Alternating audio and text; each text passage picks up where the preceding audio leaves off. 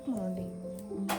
এদিকে দেখে good morning, welcome welcome to the রূপকথা।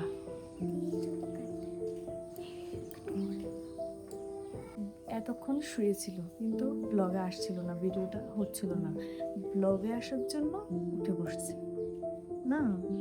হ্যাঁ হ্যাঁ হ্যাঁ, তুমি ব্লগ করবা, তুমি ব্লগ করবা। এই তো শোনটাই, থ্যাংক ইউ। তাই কি দেখো জন্য প্রথম শেয়ার হয়েছে ভিডিওর মধ্যে আইতেছে না। হ্যাঁ, এর লেগে তো একটু বইছে, এত কিনা ঘুমতে উঠে না, ভিডিও আমাদের লেগে তো একটু বইছে না। না সন্টু কত গুড মর্নিং। Good morning. আচ্ছা শোন, সন্টু এখানে কিন্তু একটা কথা আছে। আমি যখন প্রথম ব্লগ শুরু করেছিলাম, সন্টু ফোনটা ধরেছিল, একদম প্রথম ফার্স্ট ব্লগ না সন্টুই? হ্যাঁ মনে আছে নি? হ্যাঁ হ্যাঁ হাই, ও বলছে এখানে ওকে সন্টু নামটা বলতে লাগে, ওর ভালো নাম হলো অঙ্কিতা। ও ভিডিওতে তাই কি দেখো জানি, আমি বলছি কি ভিডিওতে সন্টু কইতেছি, এদিকে ওকে সন্টু নামটা কইতে লাগেনি।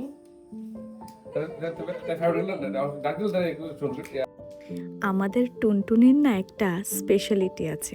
ওর বিশেষতটা এটা হলো যে যখনই তুমি ওকে কিছু বলবে, ওর দিকে তাকাবে, ও বড় করে একটা হাসি দিয়ে বসে থাকবে, কিছু বলবে না কিন্তু মুখে। তো এটাই হলো ওর স্পেশালিটি।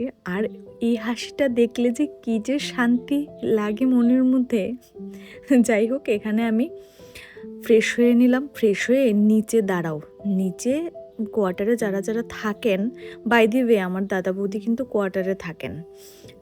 নিচে প্রচুর সবজি করেছে, দাঁড়াও দেখাচ্ছি।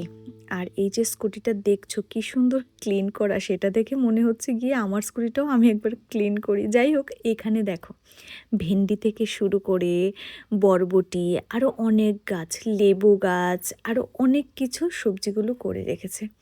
আসলে মানুষ সময় আর যত্ন দিলে গাছ কিন্তু এইভাবেই বড় হয়। দাঁড়াও, নিচে একটা কোনায় একটা খুব সুন্দর একটা গাছ আমার পছন্দ হয়েছে। যদি এটা দাদার হতো তাহলে ঠিকই নিয়ে যেতাম। সন্টার কি তাহলে প্যান্ট শার্ট, সব daily pant shirt? Pant shirt কোন ক্লাস পর্যন্ত? এটাই ভালো, প্যান্ট শার্টই ভালো। এই টেবিলটা না তুমি 2,500 টাকা দিয়ে আনছো নাকি? তা 3800 টাকা, আর আমার এটার অর্ধেক হয়েছে 4,000 টাকা, 4,100 টাকা।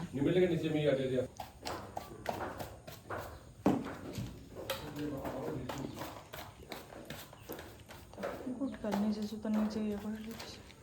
জুতাটি কালি করতে পারিস নি না বাবু করে দে? না এমনি কালি করতে পারো নি তুমি, না বাবু করে দে?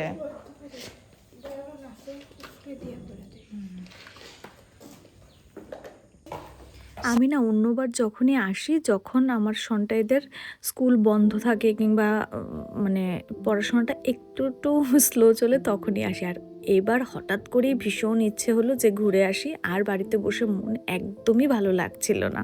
তো চলে এলাম। আর সকালবেলা উঠেই ওরা স্কুলে যাবে সেটা নিয়ে তাড়াহুড়ো, আমি অফিসে যাব, বৌদি অফিসে যাবে, দাদা বেরোবে, এই যে তাড়াহুড়োটা জীবনে কবে যে শেষ হবে জানি না। যাই হোক, জীবনে কিন্তু তাড়াহুড়ো না থাকলে জীবনের তাৎপর্যটাও হয়তো একটু পরিবর্তন হয়ে যেত।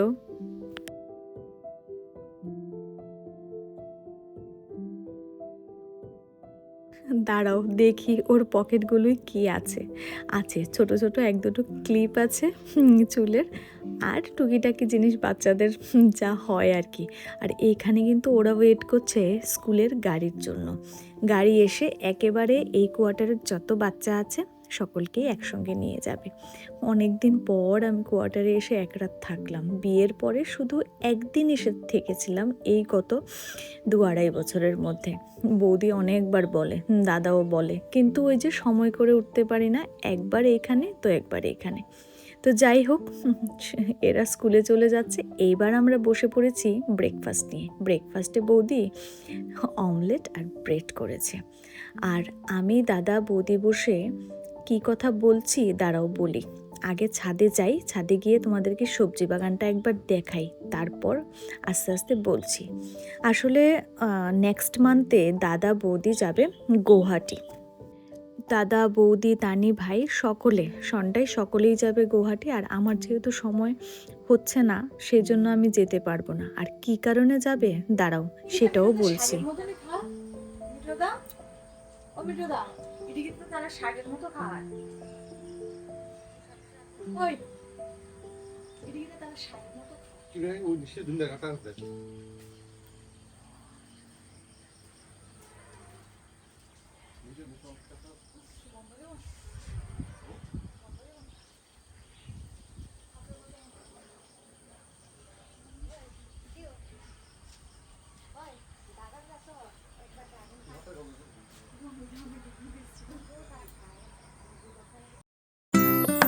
এইখানে যতগুলো সবজি দেখছো চোখের সামনে, এই গ্রিন ব্যাগগুলো, এইগুলো আর আশেপাশে সবজি সকলে কিন্তু কোয়ার্টারে যারা মানে এখানে যারা চাকরি করেন থাকেন ওনারদেরই। দাদার কিন্তু এখানে লঙ্কা গাছ থেকে শুরু করে ড্রাগন গাছও কিন্তু ভালো ফলন হয়েছে। দাঁড়াও তোমাদেরকে দেখাবো। আর একটা কুল গাছ আছে, দাঁড়াও দেখাচ্ছি। কুল গাছের তলায় আবার দেখি অনেকগুলো কোমর গাছও হয়েছে। দাদাকে বললাম আমাকে এখান থেকে 2-3টে তুলে দাও তো, সেটাই দাদা করছে। এই কুল গাছে কি অঝরন্ত যে কুল হয়, একবার গত বছর কিন্তু তোমাদেরকে আমি দেখিয়েছিলাম, মনে আছে কিনা জানি না। তো যাই হোক, ওই সময় যে বলছিলাম দাদা ভাই ওরা আসাম যাবে, আসলে মামার বাড়িতে যাচ্ছে। মামার বাড়িতে মনসা পুজো আছে, তো ওই জন্য সবাই মিলে একসাথে যাচ্ছে। ভীষণ মজা হবে না? যাই হোক, আমি যেতে পারবো না সময়ের জন্য। তখন আমি এই বাড়িতেও আগরতলাও হয়তো আসতে পারবো না, কারণ মা ওই বাড়িতে একা থাকবেন, ওই জন্য। তো যাই হোক, এই হলো দাদার ড্রাগন ফুল গাছটা। দাঁড়াও, একটা বেশ ভালো হয়েছে, এই যে গোলাপি কালার দেখতে পাচ্ছ, আর সঙ্গে আরও কিন্তু আছে, উচ্ছেও কিন্তু ভালো হয়েছে। আর আমার দাদার যে কোনো জিনিসের প্রতি যত্ন দেখলে আমি অবাক হই। দাঁড়াও, একটা লেবু গাছ, বাপরে এত লেবু কে খাবে? আমার না লেবু দেখলে আমার ভীষণ লোভ লাগে, আমি লেবু খেতে ভীষণ ভালোবাসি, ভীষণ। আর এত লেবু হয়েছে, এটা আরেকজনের গাছ, ওই জন্য পাড়া হয় না। যদি দাদার হতো পেরে সবগুলো নিয়ে আসতাম। দাঁড়াও, আরেকটা তোমাদেরকে কাজের গাছ দেখাচ্ছি। এটা হলো ইনসুলিন ট্রি। এই গাছে যাদের সুগার আছে তারা কিন্তু এই গাছের পাতা থেতো করে রসটা খেলে নাকি সুগারের লেভেলটা একটু কমে যায়। আমাদের ওই বাড়িতেও আছে, কিন্তু এখনো পর্যন্ত খাওয়া হয়নি, সেটাই হলো কথা।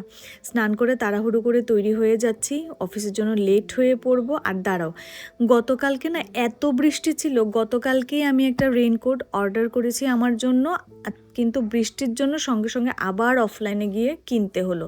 কালারটা আমার ভীষণ পছন্দ হয়েছে, তবে এটা ছেলেদের, মেয়েদেরটা অর্ডার করেছি, দেখি আসুক কেমন আসে। এটা হয়তো ওকে দিয়ে দেবো বা ভাই রেখে দেবে, যদি ভাইয়ের হয়, কারণ ও তো দিন দিন এম থেকে এল, এল থেকে এক্সেল, এখন আবার ডাবল এক্সেল হয়ে যাচ্ছে। যাই হোক, এখানে দাদাকে বললাম তুমি একটু ভালোভাবে ভাঁজ করে দাও তো, আমি তাড়াহুড়ো করে গিয়ে তৈরি হয়ে নেই। আর বৌদি আমার জন্য ওইখানে কি করছে দাঁড়াও দেখায়। আমি বারবার বলেছি যে আমি কিছু খেয়ে যাব না। এই বৌদি না মিথ্যে কথা বলবো না গো, ভীষণ করে, ভীষণ করে আমাদের জন্যে। আর এইখানে আমার ছোটো মাছ খেতে পছন্দ, যেহেতু আমি খেয়ে যাব না, বৌদি আবার টিফিন বক্সে করে আমাকে 2 ধরনের সবজি রেডি করে দিল। এই যে যাওয়ার সময় তাড়াহুড়োটা লাগে, সেই জন্যই আসতে ভালো লাগে না। যদি এসে 2-3 রাত তো থাকতেই না পারি, 2 রাত ঠিক করে ভালোভাবে থাকতেই না পারি, আর এসে কি লাভ বলো? এই জন্য অনেকদিন ধরে আসবো আসবো আসবো, আসা আর হচ্ছিল না। এখন কালকে এলাম, আবার আজকে সকালবেলা হুট করে চলে যাচ্ছি। চলো লেটস গো।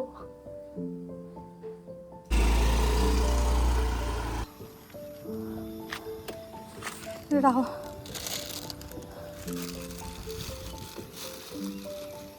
থাক, গাছটি আছে ভিতরে, বেশি যাতে যেন লাগাইলো। যে জায়গাটা আমার একটু একটু ভয় লাগে সেটা হলো এই জায়গাটা, তোমাদেরকে একবার দেখাচ্ছি আর ব্লগটা শেষ করছি। কালকে ফিরে আসছি একটা নতুন ব্লগ নিয়ে। ভালো থেকো এবং ভালো রেখো। চলো টাটা, আর ব্লগটা কন্টিনিউ করতে পারছি না। এই জায়গাটা যেহেতু দুধারেই গাছে ভর্তি, একটু একটু ভয় লাগে আর কি। তো চলো আজকের এই ছোট্ট ব্লগটা আমি এইখানেই শেষ করছি। কালকে ফিরে আসবো একটি নতুন ব্লগ নিয়ে। অফিসে যাওয়ার টাইম হয়ে গেছে, চলো টাটা, ভালো থেকো এবং ভালো রেখো।